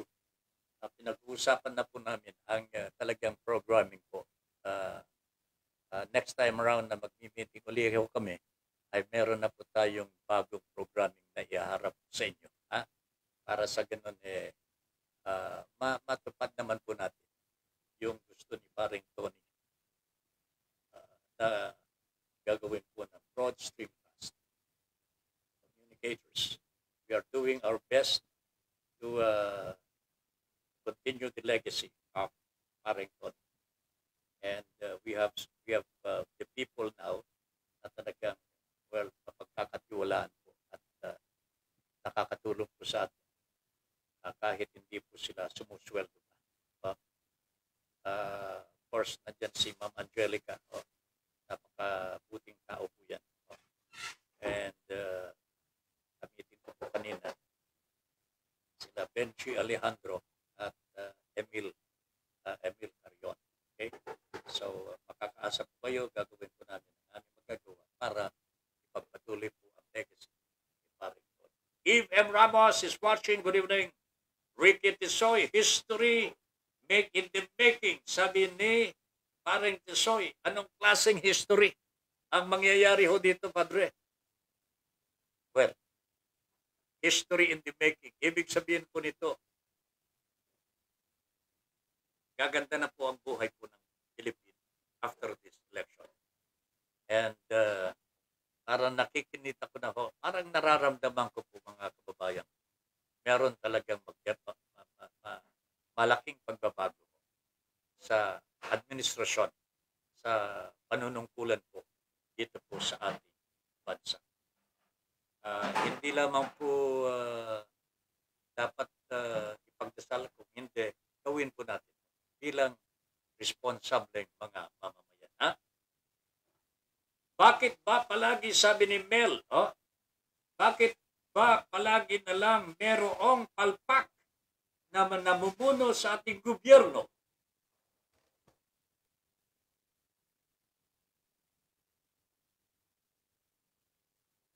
Bakit ba merong sisihan sa kapalpakan sa mga namumuno sa ating gobyerno? Sino ba ang dapat sisihin? Ang namumuno o ang nagluklok? Di ba kapag palpak ang namumuno, parte din ang mga nagluklok sa mga kapalpakang nagaganap sa ating gobyerno? Pasintabi po sa lahat, pero sana matuto na tayo sa mga kapalpakang nagaganap sa ating gobyerno. Huwag na po tayo magpauto sa mga matatamis na pangako ng mga kandidato. Matuto na po tayong sumuri at higit sa lahat, huwag na po tayong maging tanga sa pagpili sa mga kandidatong iluluklok natin upang mamuno sa ating pamahalaan. Yan po ang tagubilin po ni Bishop Melito Rodelio Militante. Bishop, salamat po sa paalaala. Pero sana namnamin po ito ng ating mga kababayan. Meron tayong malaking bahagi o kaparte ho kung ang gobyerno ho natin ay palpak. Okay? Kung makapaglagay po tayo dito ng talagang may bahid ng korupsyon o sanay na po sa korupsyon, wala pong ibang sisisihin po kundi taong bayan. Kasi, paglagay ho natin sa mga corrupt government officials uli, they will do the same Gagawin din ho nila itong ginagawa ho nila sa mga nakalipas sa mga panahon. At wala ho tayong pagpipilian po. Wala na tayo magagawa sapagkat sila na po ang nalugto. Ngunit, kung pinili po natin yung matino, walang bahid ng korupsyon, kompetento at naglilingkod ng totoo sapagkat may pusong makabayan at makatao. Wala tayong pagsisisihan, mga kababayan. Ang tanging magagawa natin, wag po natin silang iiwanan ho sa kanilang tungkulin. May tungkulin pa rin ho tayo. Tapos na ho tayo magluklok sa kanila. Bantayan po natin ang kanilang mga gawain. At hanggat maaari, we cooperate. Tumulong po tayo sa paggawa po ng mabuti sa ating pamahalaan at sa ating kapwa. By just doing the right thing, every time po mga kababayan, malaking bagay na yan. Gawin mo ang tama. Hindi ka magkakamali. Okay? Ricky Tisoy. Ang galing naman ito mga karating ho ni paring Ricky. Say it loud. We are saying it loud, my friend. Ricky. Eve M. Ramos. Money is the root of evil, Sir Ben. Kaya yung mga hackers na natimbog kahit buong bansa ang magdurusa, magkapera lang sila. Sana walang kasabwat pa ang mga iyan. Mukhang nahuli po talaga yung mastermind. Kausap ko kanina si Police General Rodriguez po sa Radyo Pilipino. At sinabi po niya, walang epekto po sa Smartmatic at saka sa election ang ginawa po ng tatlo na nahuli po nila. Wala daw po epekto sapagkat makakaasa daw po tayo na hindi po maaapektuhan ang result ng election gaya po ng sinasabi ng mga hackers. No? Kasi sabi nila, kasi binebenta ho nila 60 million pesos worth of money ho yan. 60 million nila ibinibenta ho sa mga IT experts natin. Kunwari, kumakagat na ng IT experts natin. Kaya nagkasundo po sila at humihingi pa po ng down payment na 10 million piso. But actually, sabi po ni General Rodriguez, hindi po, wala pong, it was a scam. Hindi po makaka-apekto sa resulta ng eleksyon. Kaya yung bang nabuhayan po ako ng loob nung malaman ko, hindi pala po pwedeng daya-dayain basta-basta ang ating halalan. Ang result ng ating halalan. Sana naman po mga kababayan, because ito na lamang po ang pag-asa natin. Let us call upon the COMELEC to do their part. Huwag maging bias maging fair, impartial po. Hindi na nga po kumikibuho yung mga kababayan natin sa mga iba't ibang mga kontrobersiya sa COMELEC. Unang-una, nananakot na nga si Mr. Bulay. Hindi na nga masyadong pinapansin yan. Kung papansinin yan, talagang magigiba yan si Mr. Bulay. Mantakin niya, nananakot siya. Para bagang siya po ang may-ari ng COMELEC. Personally. Diba? So anyway, itong hackers po, nahuli na at pagdurusahan nila ito. Mukhang wala na silang mga kasabwat pa po dito. But if there are, ang cybercrime group will take care of that. Yan naman po ang sinabi po ni General Rodriguez. At parang nakumbinsi rin po ako kanina na parang alam po ng mga pulis po ang sitwasyon sa Smartmatic and the COMELEC, yung mga gamit po sa pahalalang ito, alam po nila, nasa kamay na raw po nila sa cybercrime siguro ang solusyon dito. They know how to handle the situation very well.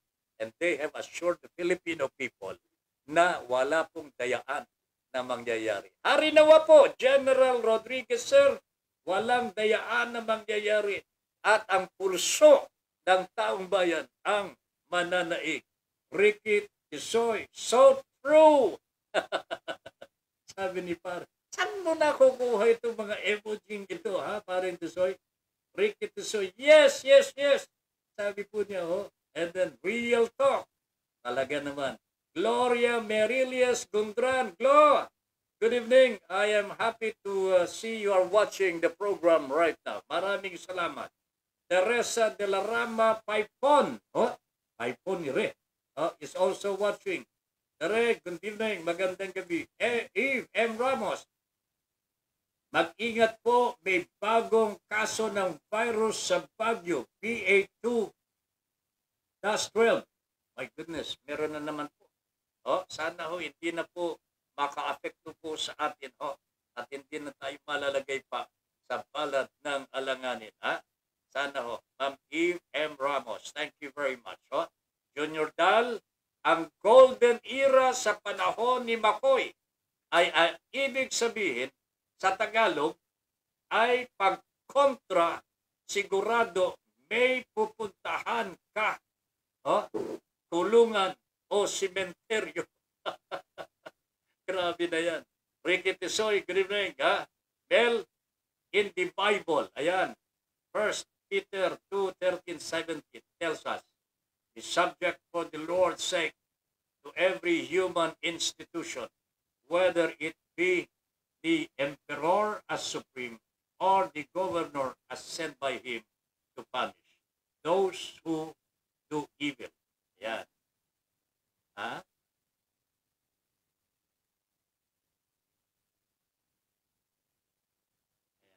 Okay.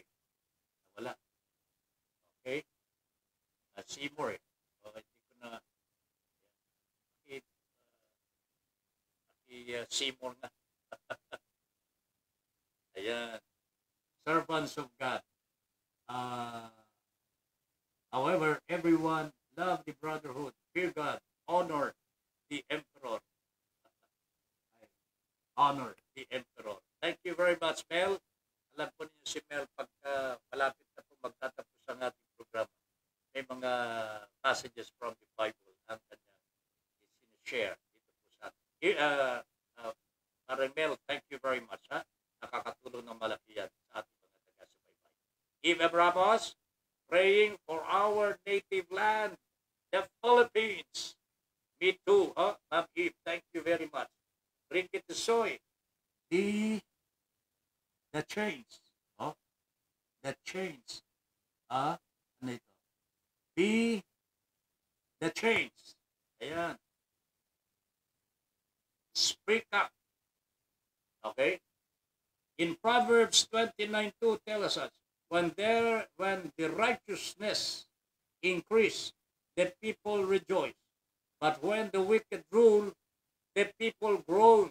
They do not only groan, they suffer. Oh, Paring Mel, they suffer. Oh, we suffer. When evil triumphs, we will all suffer. So, yan po ang message po natin sa gabing ito para sa inyong lahat. Sana po, tangkilikin po natin ang ating programa. I-like and share and follow po ninyo yung Broad Streamcast Communicators. Ito po yung ating platform para lalong lumawak pa ang ating paglilingkod bayan. Sa lahat na nag-participate, sa lahat na nag-contribute, nag-comment dito po sa ating programa, maraming salamat po. Paring Ricky, gumagaling ka na, partner. Tumatalino ka na, pare ko. I appreciate that very much, partner. Si paring Jimmy, hindi ko na alam kung anong nangyayari sa kanya. Let us pray for Jimmy Tuplano, mga kababayan, labas-pasok po sa hospital din po yun. But I think he's being taken care of by the Chinese General Hospital. Bye for now. See you again tomorrow. Good night, everybody. Sabi ni Mel Rodelio Militante. At Ben Paipon po nagsasabing, thank you very much for allowing us into your homes and for giving us the privilege to be of service to you. Good night, everybody. Inyong natunghayan ang makabuluhang pagtalakay sa mga isyong napapanahon. Hanggang sa muli, dito pa rin sa Broad Streamcast Communicators. Para sa malayang pamamahayag. Your Honor, please. Maraming salamat po.